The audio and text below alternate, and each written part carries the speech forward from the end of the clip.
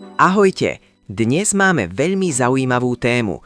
Mercedes-Benz E300e Limuzín Automat Sport Edition Premium modelový rok 2026 v novom prevedení V214. Ide o moderný prémiový biznis sedán s plug-in hybridným pohonom, ktorý kombinuje benzínový motor a elektromotor a ponúka celkový výkon 230 kW alebo 313 koní a maximálny krútiaci moment približne 550 Nm. Vozidlo je vybavené 9-stupňovou automatickou prevodovkou 9G Tronic a pohonom zadných kolies. Zrýchlenie z 0 na 100 km za hodinu trvá približne 6,4 sekundy. Maximálna rýchlosť dosahuje približne 236 km za hodinu pri jazde na benzín a až 140 km za hodinu v elektrickom režime.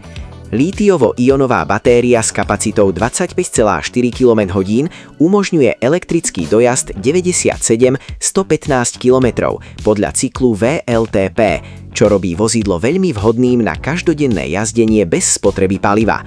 Uvádzaná kombinovaná spotreba paliva v hybridnom režime je približne 0,5–0,8 litra na 100 km, zatiaľ čo reálna spotreba po vybití batérie sa zvyčajne pohybuje medzi 5 a 7 litrami na 100 km v závislosti od štýlu jazdy a podmienok. Výbava Sport Edition Premium zvyčajne zahŕňa športový dizajn s prvkami AMG Line, 19 alebo 20-palcové zliatinové disky, dynamicky tvarované nárazníky, svetlomety Digital Light, bezkľúčový prístup Keyless Go, 360-stupňové kamery a rozšírené ambientné osvetlenie interiéru.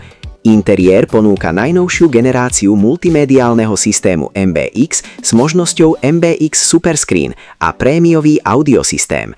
Exteriér aj interiér modelu 2026 pôsobia technologicky vyspele a elegantne, s dôrazom na komfort a aerodynamiku. Vozidlo podporuje rýchle DC nabíjanie až do výkonu 55 kW, čo umožňuje nabiť batériu približne z 10 na 80% za 20–30 minút. Mercedes-Benz E300e úspešne spája ticho a úspornosť elektromobilu pre mesto s dojazdom a komfortom benzínového sedánu na dlhé cesty.